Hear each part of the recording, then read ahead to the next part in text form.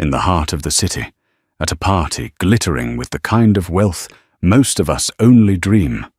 Of one family reigned supreme the Blackwoods.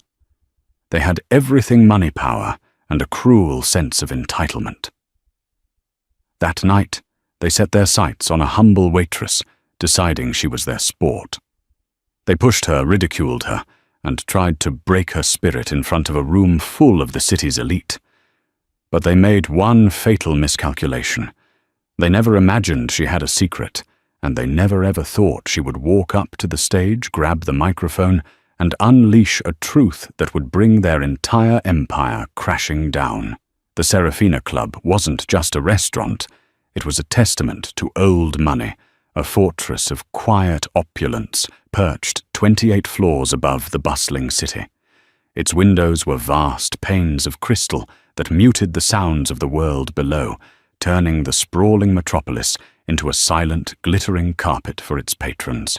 Inside, the air was thick with the scent of white lilies and expensive perfume, a fragrance that clung to the velvet chairs and starched linen tablecloths. For the staff, it was a place of meticulous rules and invisible servitude. For the guests, it was a playground. Tonight, the club's main ballroom was reserved for a private event, hosted by the Blackwood family. Even among the Serafina's usual clientele of billionaires and titans of industry, the Blackwood name carried a unique weight. They weren't just rich, they were an institution. Richard Blackwood was a titan of finance, a man whose whispers could shake the stock market. His wife, Eleanor, was the city's reigning social queen, a woman sculpted from ice and ambition whose approval could make or break a person's social standing. Their son, Julian, was the heir apparent, blessed with his father's sharp looks, and his mother's cruel streak, wrapped in a package of Ivy League arrogance. The event was ostensibly to celebrate Julian's engagement to Isabella de la Cruz, a beautiful young woman from a respectable but significantly less wealthy family. But everyone in the room knew the party's true purpose: to announce the finalization of a multi-billion-dollar merger between Blackwood Capital and a Korean tech conglomerate represented tonight by the stern-faced Mr. and Mrs. Lee. This deal was the crown jewel of Richard's career. Among the black-clad staff, moving like silent phantoms through the room, was Elara Vance. At 24, she had a quiet grace that didn't quite belong in the frantic, high-stress world of hospitality. Her large, expressive eyes held a depth that hinted at a life lived far beyond the confines of serving champagne and canapés. She worked at the Serafina Club, not out of choice, but out of necessity. Every dollar she earned went towards the crushing medical bills for her mother, Maria, who was slowly being consumed by a degenerative neurological disease in a modest nursing home across town. Elara's true passion, the thing that fueled her soul, was music. Her voice was her only inheritance from her mother, a soaring soprano that could fill a concert hall. But dreams of Juilliard and the grand stages of the world had been shelved indefinitely. Life had demanded a different kind of performance from her, the role of the smiling, deferential waitress. Vance Table 7 needs more champagne. Blackwood Table, barked Mr. Davies, the club's manager. He was a stern, older man with a perpetually worried expression, but he had a soft spot for Elara. He was the one who'd hired her, seeing a flicker of something familiar in her determined gaze. And be careful. Mrs. Blackwood has already complained that the flowers are drooping. Yes, Mr. Davies, Elara said, her voice a soft murmur. She retrieved a chilled bottle of Dom Perignon, the condensation cold against her fingers. As she approached the Blackwood table, a bubble of anxiety tightened in her chest. The family was seated at the center of the room, a royal court holding session. Eleanor Blackwood, draped in diamonds that glittered like shards of ice, watched Elara's approach with an unnervingly critical eye. "Finally," she said, her voice carrying across the table loud enough for those nearby to hear. One would think they were sourcing the grapes themselves. Julian chuckled a smug, unpleasant sound. He leaned back in his chair, deliberately stretching his legs into the aisle. "Mother, you have to be patient. Good help is so terribly hard to find these days. They aren't exactly poaching them from the Ritz." Ilara's cheeks burned, but she kept her expression perfectly neutral, a mask of professional courtesy she had perfected over years of similar encounters. She murmured, "My apologies for the delay, ma'am," and began to pour. As she leaned over to fill Richard Blackwood's glass, her hand trembled almost imperceptibly. Richard himself was a study in controlled power. He was handsome, in a severe way, his silver-streaked hair perfectly coiffed. Unlike his wife and son, he was quiet, his eyes fixed on his Korean guests, Mr. and Mrs. Lee, with whom he was engaged in polite but intense conversation. He didn't seem to notice Ilara at all.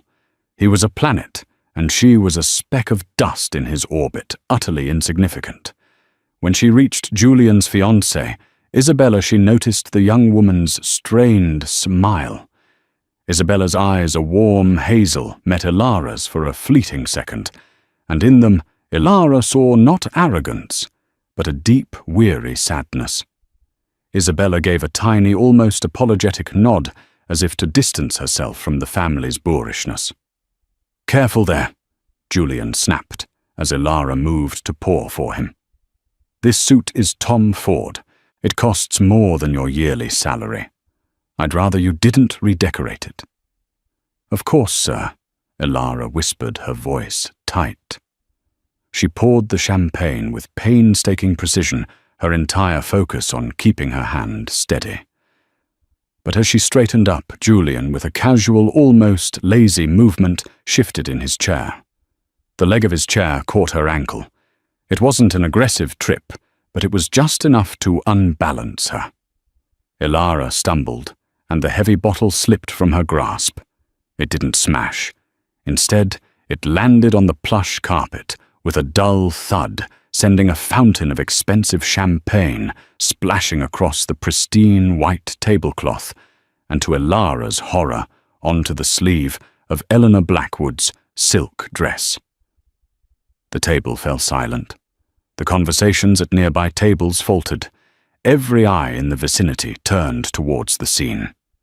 Eleanor Blackwood looked down at the dark, spreading stain on her sleeve, as if she'd been struck by a physical blow.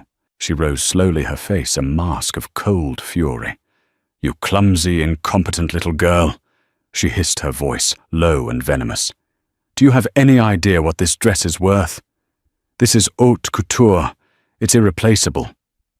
I am so sorry, Mrs. Blackwood. It was an accident."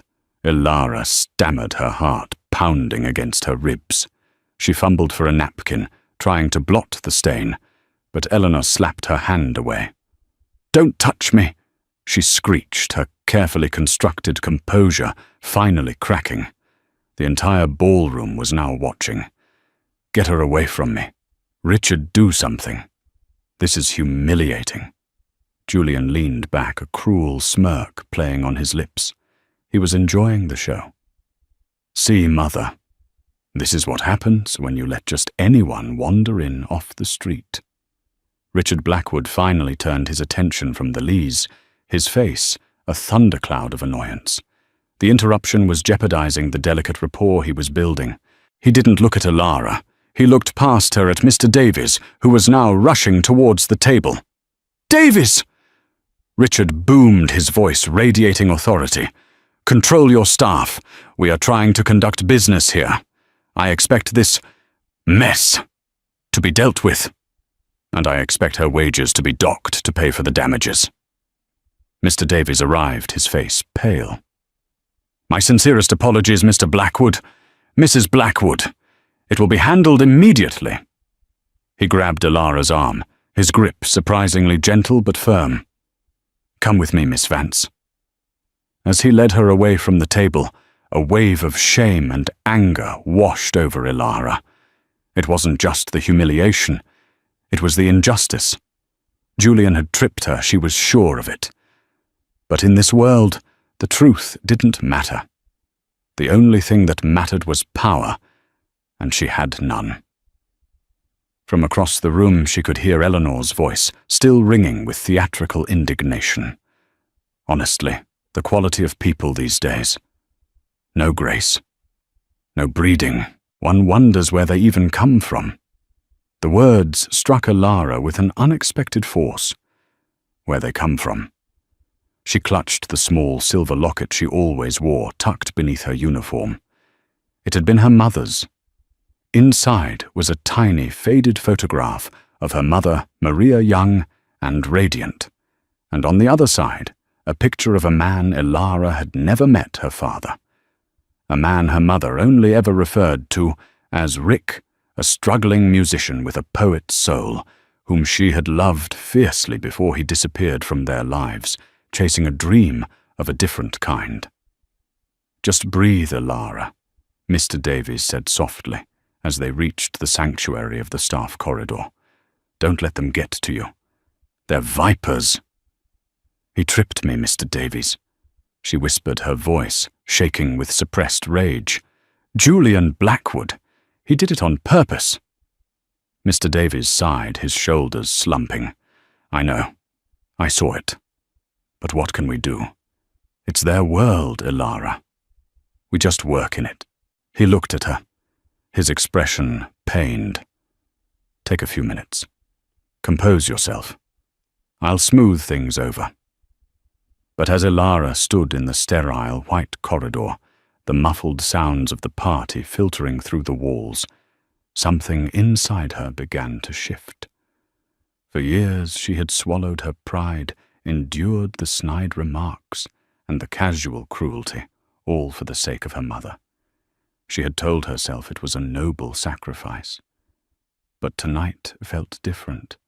Eleanor's words, Julian's smirk, Richard's dismissive glare, they hadn't just humiliated a waitress. They had insulted the memory of her mother, the sacrifices she had made, and the quiet dignity with which she had raised Alara. A slow-burning fire started in her belly.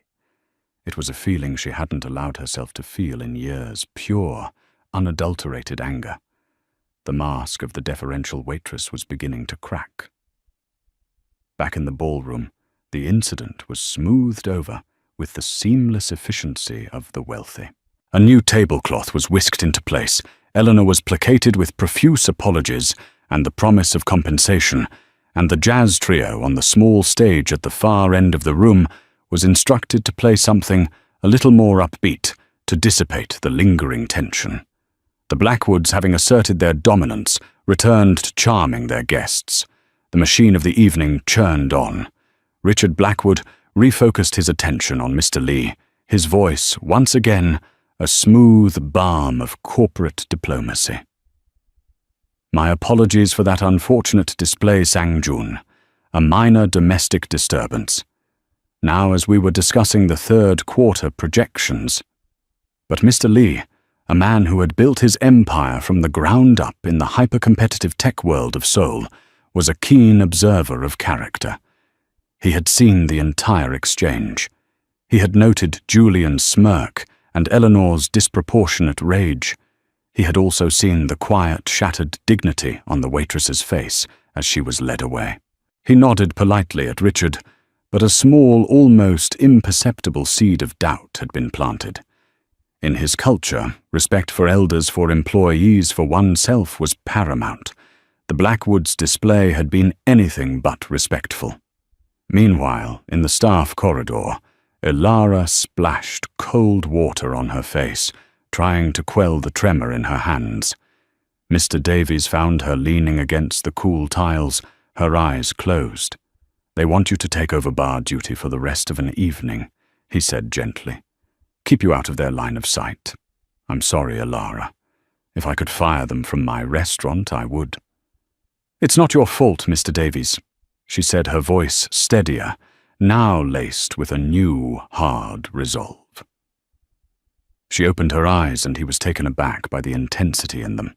The usual soft acquiescence was gone, replaced by something fiery and determined. "Are you all right?" he asked, a genuine concern in his tone. Elara nodded slowly. I think I'm done being invisible." Before Mr. Davies could ask what she meant, she straightened her uniform, tucked a loose strand of hair behind her ear, and walked back towards the ballroom, not to the bar, but to a service station near the main entrance, where she could observe the Blackwood table from a distance. She watched them no longer as a servant, but as an analyst.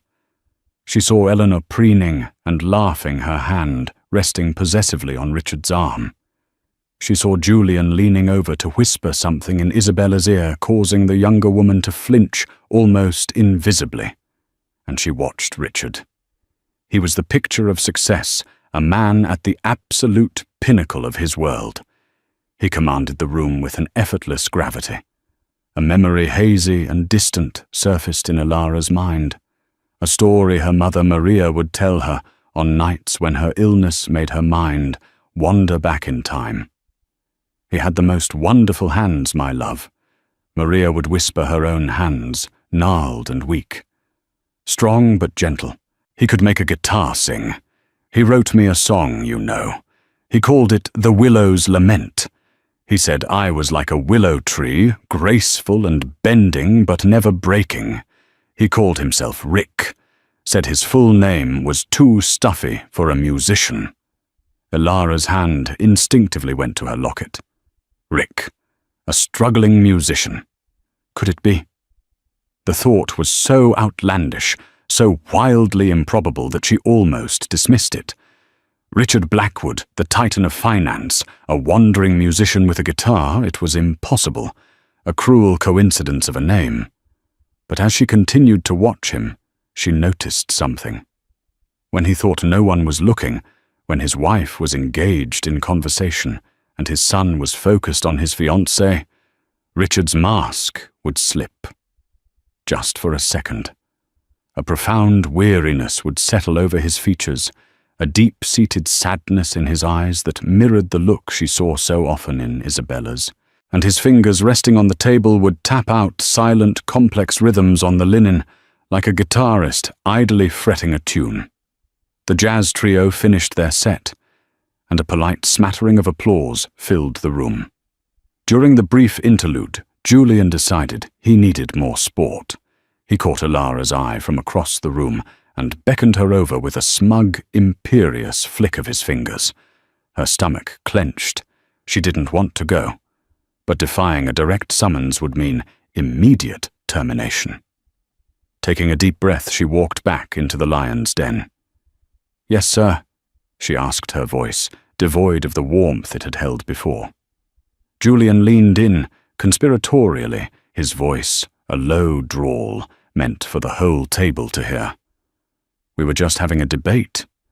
My mother believes that people in your profession have no ambition. I, on the other hand, think you must have dreams. Tell me," he said, his eyes glittering with malice, "what does a girl like you dream about at night? A slightly less stained uniform, a bigger tip jar." The table chuckled, except for Isabella, who looked down at her lap, her knuckles white as she gripped her clutch. Mr. Lee, from his vantage point, watched the exchange with a stony expression. The question hung in the air, thick with condescension. This was the final straw. The mockery of her job was one thing, but the sneering dismissal of her humanity, of her right to have dreams, ignited the fire in her soul into a raging inferno. She looked not at Julian, but directly at Richard Blackwood, whose gaze had now settled on her, a flicker of irritation in his eyes at this renewed disturbance. Elara's voice, when she spoke, was clear and steady, cutting through the low hum of the room. "I dream of a time when a person's worth wasn't measured by the cost of their suit, Mr. Blackwood." Julian's smirk vanished, replaced by a flash of anger. "Why, you insolent little—" "And I dream," Elara continued, her voice rising slightly, her eyes, still locked on the family patriarch, of music. I dream of stages and concert halls and songs that tell the truth.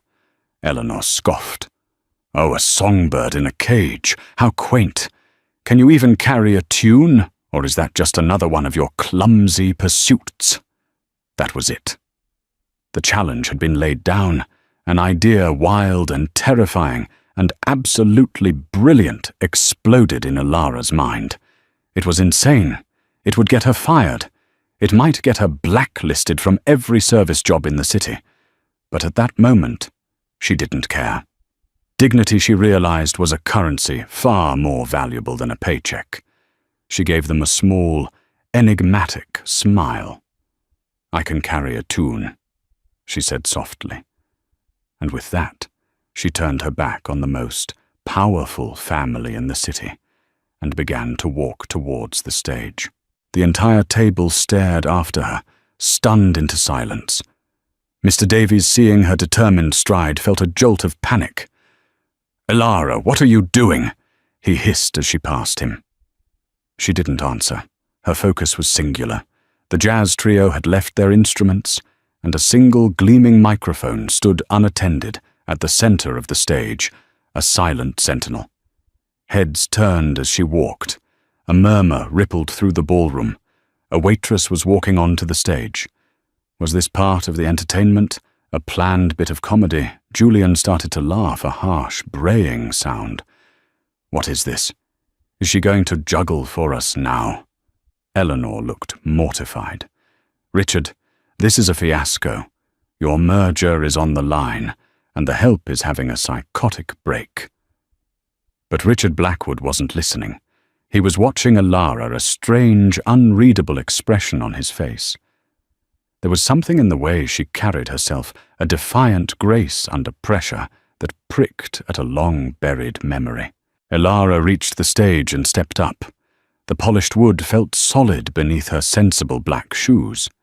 She took the microphone from its stand, the cool metal, a conduit of power in her hand. The room was now completely silent. 200 pairs of eyes were fixed on her. The lone waitress, the clumsy, incompetent girl. She took a deep breath, closed her eyes for a second, and pictured her mother's face. She thought of the story of the Willow's Lament. She thought of the man named Rick. And she looked out past the sea of confused and hostile faces, her eyes finding Richard Blackwood once more.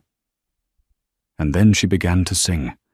The journey from the edge of the ballroom to the small elevated stage was the longest walk of Ilara Vance's life. Each step was a declaration of war against the life of quiet servitude she had forced herself to endure. The air, once merely thick with perfume and privilege, now felt charged with a volatile electric current. She could feel the stares of 200 people on her back, a physical weight of judgment and disbelief. The whispers followed her like the rustling of dry leaves, a sound of mockery and confusion. "Is she drunk, a woman in emeralds?" murmured from a nearby table. "What on earth is Davies thinking, letting the staff run wild?" a man grumbled, gesturing with his cigar. From the main table, Julian's voice cut through the noise, laced with a smug, theatrical amusement. Well, this ought to be good. Perhaps a dramatic poetry reading about the tragedy of spilled champagne. He laughed, a harsh, braying sound that encouraged a few sycophantic chuckles around him. Eleanor was beyond amusement. She was a marble statue of fury, her face pale, her lips a thin, bloodless line. "Richard, do something," she seethed through clenched teeth, her voice a low, dangerous hiss. "This is an abomination. The Lees are watching. Our entire future is watching this farce." But Richard Blackwood didn't respond. He wasn't looking at his wife. He was watching the waitress. Something about her defiant posture, the straight line of her back as she marched toward the stage, sent an unsettling prickle down his spine. It was a flicker of something familiar, a ghost from a life he had taken meticulous care to bury under decades of tailored suits and ruthless transactions. Elara didn't hear them. Or if she did, the sounds were distant, filtered through the roaring in her own ears. Her world had narrowed to a single path, a straight line to the gleaming silver microphone, standing alone under the warm glow of the stage lights. It looked less like a piece of audio equipment and more like a scepter waiting to be claimed. The members of the jazz trio, packing up their instruments nearby, stopped and stared, their expressions a mixture of alarm and bewilderment. She reached the stage and ascended the 2 small steps. The polished wood felt like a platform, lifting her above the world that had tried so hard to keep her down. Her sensible flat work shoes made a soft, resolute sound on the boards. She reached out, and her fingers closed around the microphone. The metal was cool and solid in her hand, an anchor in a swirling sea of hostility. She lifted it from its stand. The small click of it disengaging seemed to echo in the now quieter room. The murmuring began to die down, replaced by a tense, expectant hush. This was no longer just a bizarre interruption. It was a confrontation. She took a deep breath, the air tasting of stale wine and anxiety. She closed her eyes for a single, fleeting second. In that darkness, she didn't see the hostile crowd. She saw her mother's face, tired but smiling. She heard her mother's voice, weakened by illness, but still full of love, whispering a story about a man named Rick and a song about a willow tree. He said I was graceful, bendable, but I would never break. Elara opened her eyes. She didn't scan the room.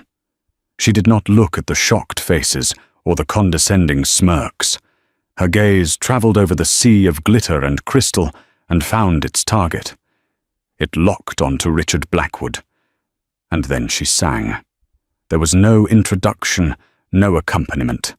There was only the cavernous silence of the ballroom, and then a single pure note that emerged from Elara's lips. It was not the breathy, timid sound of an amateur.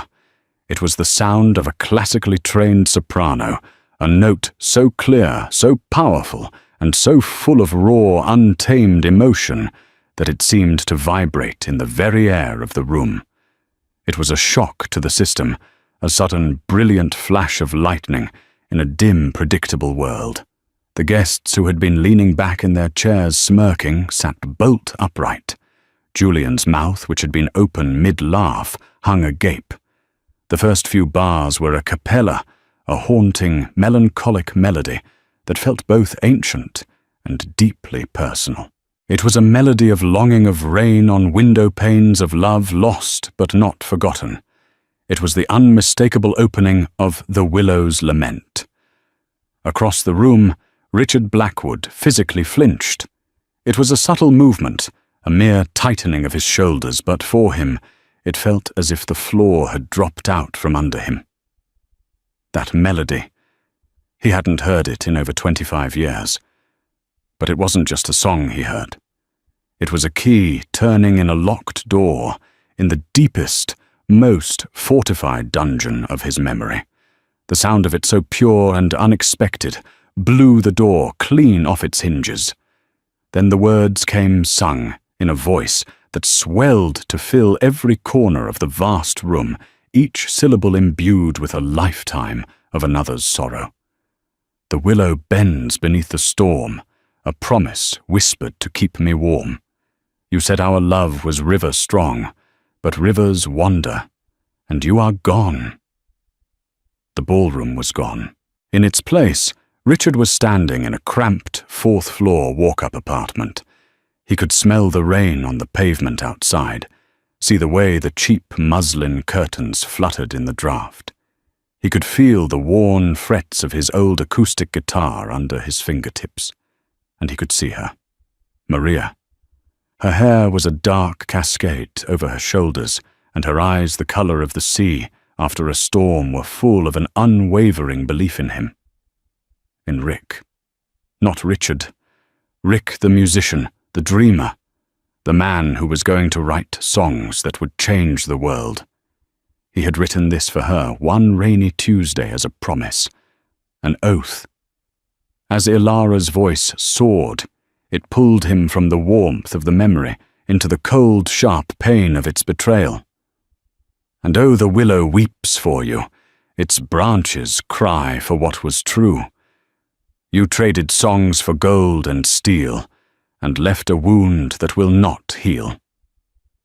The accusation in the lyrics was a physical blow.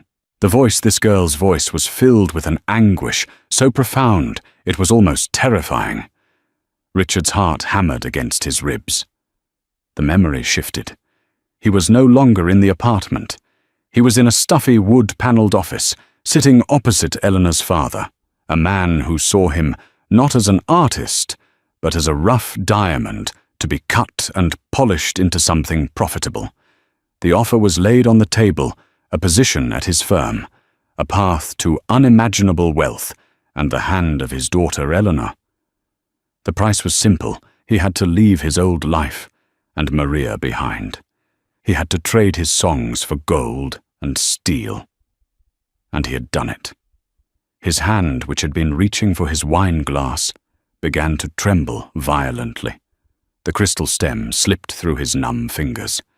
It didn't shatter on the thick carpet, but landed with a dull, muffled thud, spilling a dark pool of red wine onto the pristine white linen, like a spreading bloodstain. Eleanor, finally tearing her shocked gaze from the stage, saw her husband's state. "Richard, Richard, what is it? Are you ill?" She hissed, her voice a frantic, desperate whisper. Her perfectly ordered world was tilting on its axis. Her husband, her unshakable titan of industry, looked like a man staring at his own ghost. He looked broken. He didn't hear her. He could only hear the song, a verdict being delivered from the lips of a stranger who sang as if she knew every secret of his soul. "But like the willow I remain, and whisper your forgotten name into the rain."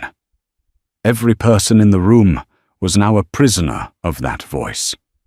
They had come for a business announcement, for social climbing, for gossip. They were instead receiving a confession, a raw public airing of a deep and profound grief. They didn't understand the specifics, but they understood the emotion. It was too real, too powerful to be a mere performance. Isabella de la Cruz was weeping. Silent tears streamed down her face, tracing paths through her perfect makeup. The song was a mirror. In Ilara's powerful, defiant stance, Isabella saw the reflection of her own gilded cage. The lyrics about trading truth for treasure felt like her own story being sung aloud. She looked at Julian's stunned, ugly expression, and at Eleanor, whose face was a confused mask of fury and fear. And she knew that Ilara's song was a liberation anthem for her, too. It was giving her a courage she never knew she possessed. Most importantly, Mr. and Mrs. Lee were watching Richard Blackwood. They were astute readers of men. They saw his ashen face, the sweat beading on his brow, the tremor in his powerful hands. They saw a man not in control, but a man completely undone by a ghost from his past. Mr. Lee leaned over to his wife and whispered something in Korean. "His foundation is sand." She nodded, her expression grim and resolute. The Blackwood-Lee merger was dissolving with every heartbreaking note. Near the back wall, hidden in the shadows, Mr. Davies stood with tears welling in his own eyes. He had been Maria's oldest friend. He remembered when she was vibrant and full of life before a broken heart and a lifetime of struggle had stolen her light. He remembered her humming this very melody, a sad, wistful tune she could never quite forget. He was witnessing not just a song, but an act of righteous justice, decades in the making. The final notes of the song hung in the air, shimmering with pain and beauty. Ilara held the last word, rain, her voice, a perfect sustained bell of sound that faded slowly into an absolute ringing silence. No one moved. No one breathed. The only sound in the entire vast ballroom was the frantic, panicked beating of Richard Blackwood's heart. It was a silence so profound, so heavy, that it felt more significant than any applause. It was the silence of 100 bombshells all detonating at once. Elara lowered the microphone, her chest heaving, her entire body trembling with the sheer, violent release of adrenaline. Her eyes, glistening with unshed tears, found Richard's again. He looked like a man who had been hollowed out from the inside. She lifted the microphone back to her lips, her voice no longer singing, but speaking with a quiet, devastating clarity, echoed through the tomb-like room. "That song," she began, her gaze unwavering, "is called The Willow's Lament. It was written a very long time ago." A collective sharp intake of breath went through the room. The silence was cracking. Elara took a half-step forward, her presence on the stage as commanding as any world leader. "It was written for my mother, a woman named Maria Vance."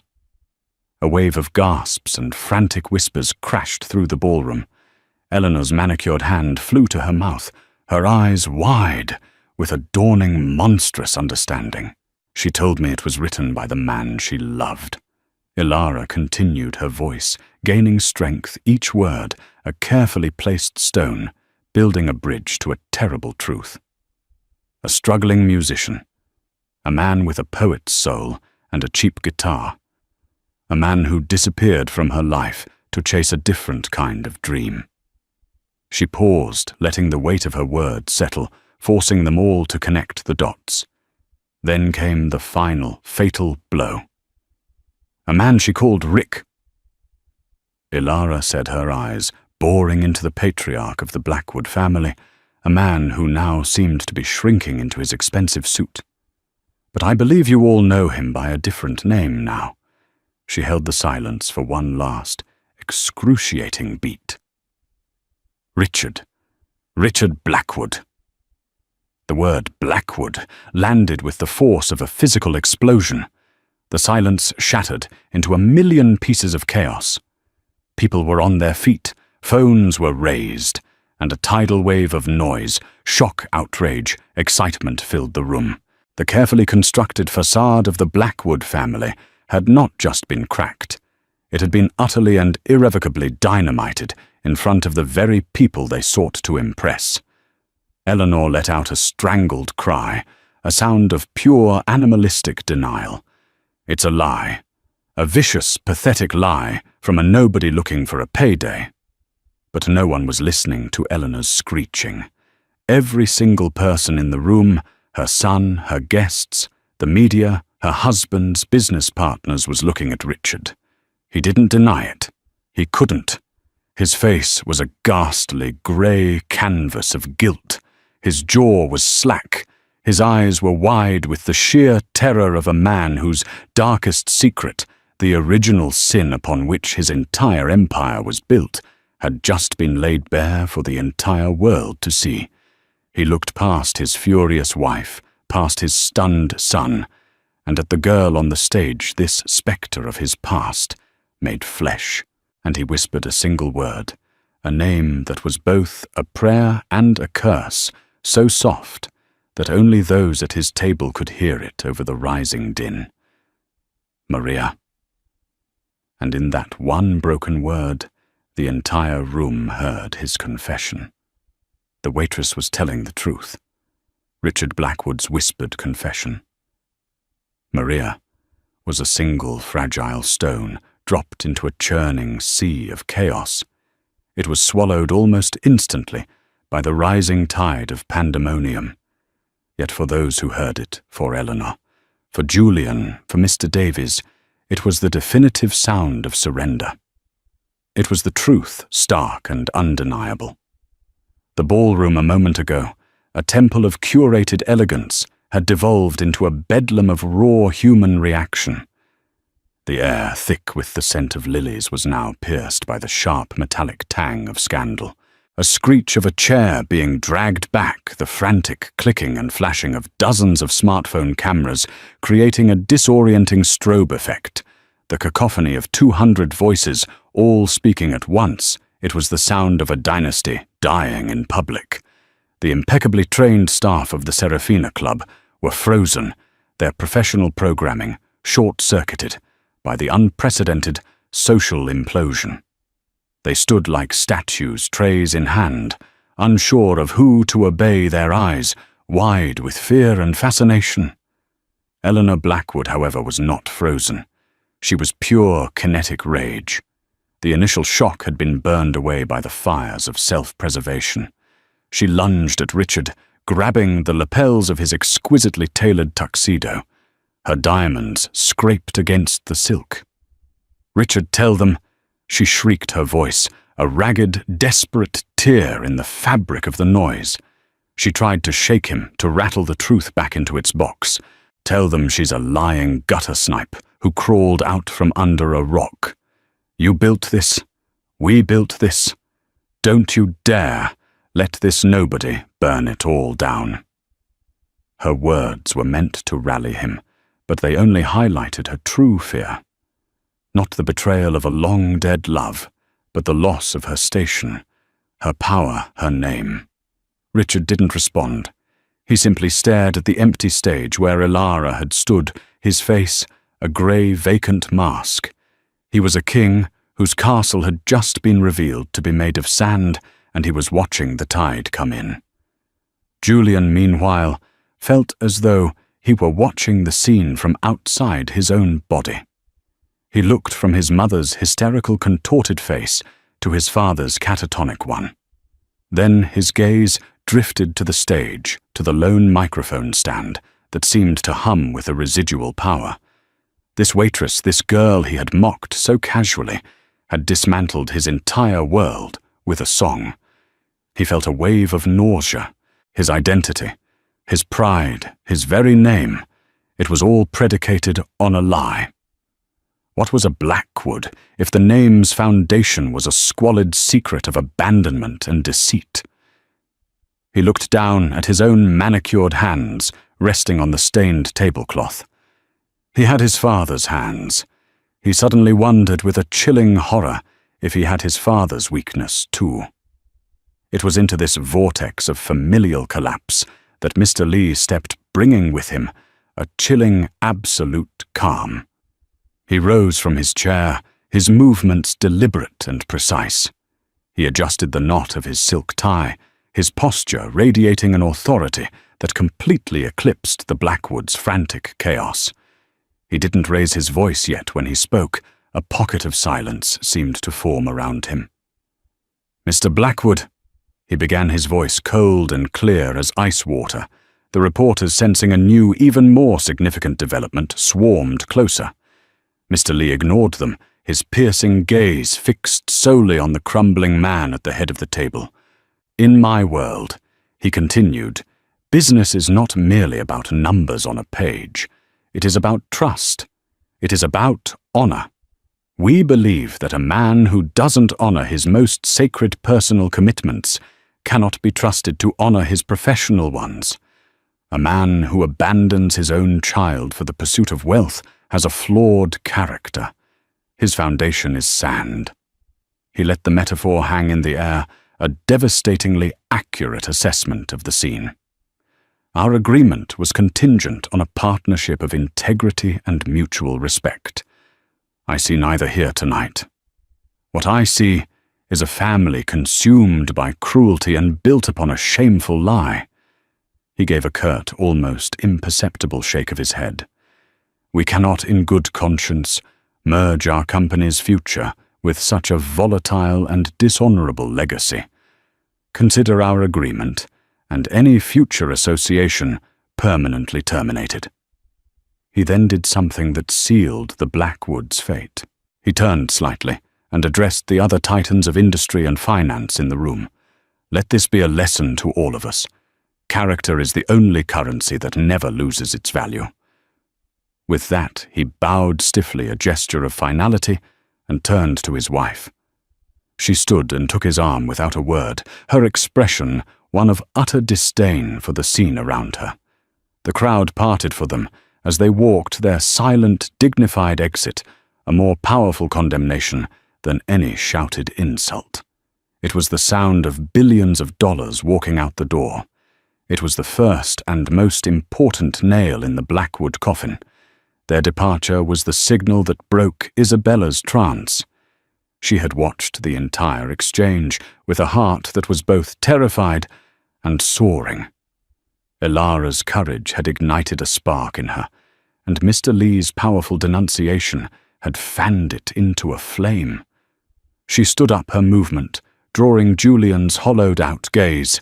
"Isabella, don't—" He mumbled a pathetic plea. She didn't answer him. She looked down at the monstrous diamond on her finger. It felt cold and heavy, a beautiful manacle. With a steady hand she pulled it off. The pale indentation it left on her skin was a mark of her near captivity. She walked the few steps to Julian's side, the sound of her heels on the parquet floor, a crisp, decisive rhythm. She looked him in the eye, and for the first time he saw not the placid, agreeable woman he was set to marry, but a stranger with an iron will. She sang about trading songs for gold and steel, Isabella said, her voice quiet but strong enough to cut through his daze. "That's what this is, Julian." She placed the ring on the table beside the spreading wine stain. It glittered obscenely amidst the wreckage. It was never about love. It was a transaction, a merger of a lesser house with a greater one. "And I am closing the account." She turned her back on him, on the life he represented, and walked directly to the stage to the woman who had, in 10 minutes, shown her more about strength than she had learned in her entire life.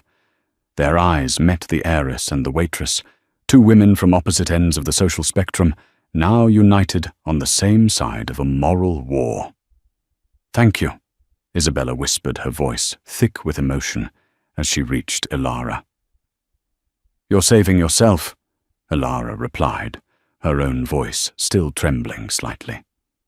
Just then, two of the Blackwood's burly private security guards, finally receiving a coherent order from someone, began to push through the crowd towards the stage. "Ma'am, you need to come with us." The first one grunted, reaching for Ilara's arm. But before he could touch her, Mr. Davies moved with a speed that belied his age.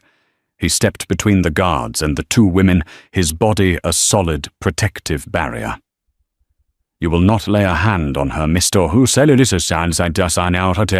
Davies said, his voice ringing with a newfound authority that stunned the guards into hesitation.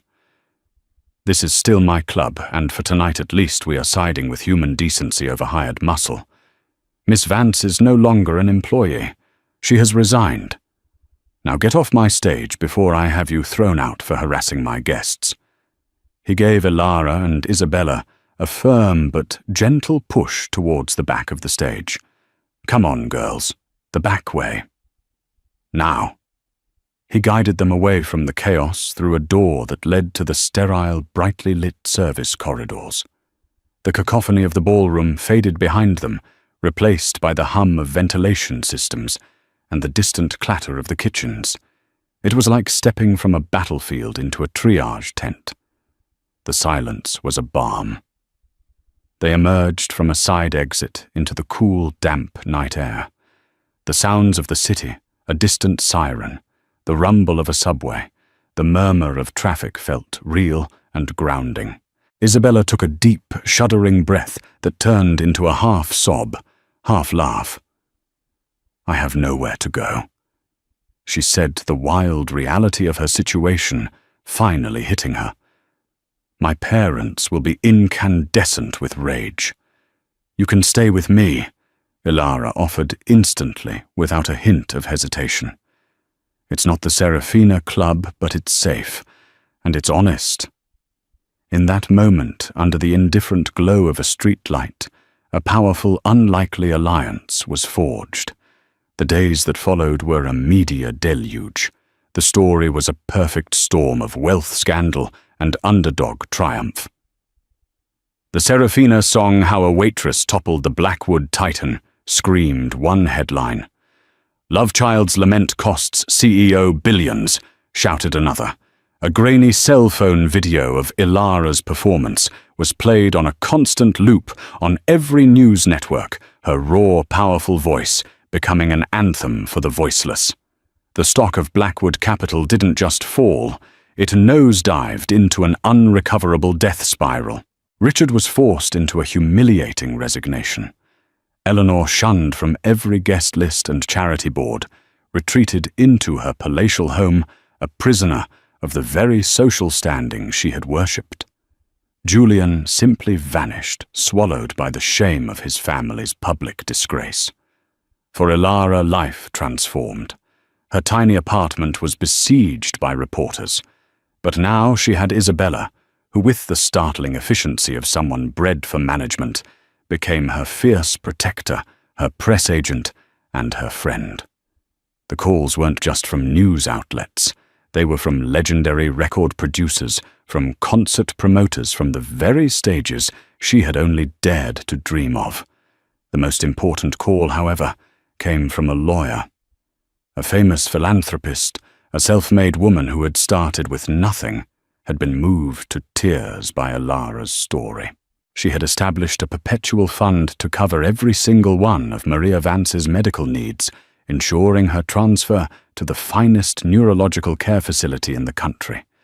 When Ilara heard the news, she wept not for the victory over the Blackwoods, but for the profound gift of peace for her mother.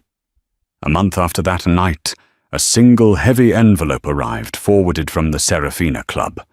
It was made of thick, cream-colored stationery, with no return address. The handwriting inside was elegant, but visibly shaky. Ilara, there are no words in the English language sufficient to undo the past. An apology from me is a hollow, insulting sound against the magnitude of a lifetime of cowardice. I once told myself that it was a sign of strength to make the hard choice, to choose ambition over love. I see now with a clarity that has cost me everything that it was the ultimate act of weakness.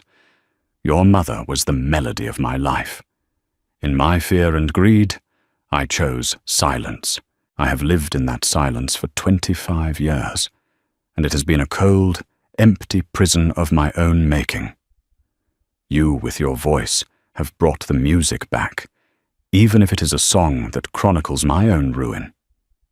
For the truth of that, I am in a strange and painful way grateful. I have forfeited all that I built. What remains has been placed into a trust. It cannot give you back a father or give your mother back the years I stole from you both. It is a pathetic substitute for a life I should have shared. I ask nothing of you, but I beg you use it for your dreams. Build something beautiful and true.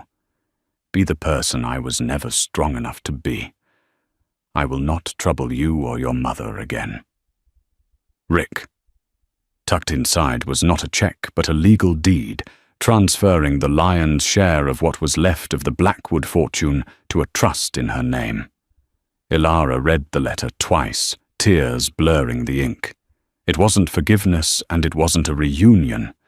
It was a confession, a final, quiet act of surrender. She thought of her mother, whose love story had been vindicated. She thought of the hollowed-out man who signed his name not as the powerful Richard, but as the long-dead Rick. She looked out her small window at the sprawling city. It no longer looked like an adversary. It looked like a promise. The money was an afterthought. The truth, her mother's truth, had been sung, and the world had finally listened. In the end, it wasn't the money or the power that won. It was a voice. Ilara's story is a powerful reminder that dignity can't be bought, and truth can't be silenced forever. She walked into that room with nothing but her integrity, and left with everything that truly mattered. The Blackwoods had an empire built on lies, but one song sung from the heart was enough to bring it all down. Her courage didn't just reclaim her own past, it liberated others and proved that even when you feel powerless, your voice is your greatest weapon. If Ilara's story of courage moved you, and you believe in the power of speaking your truth, please hit that like button to show your support. Share this video with someone who needs to be reminded of their own strength. And don't forget to subscribe and turn on notifications for more incredible stories where the underdog finds their voice and changes the world. What would you have done in Ilara's shoes? Let us know in the comments below.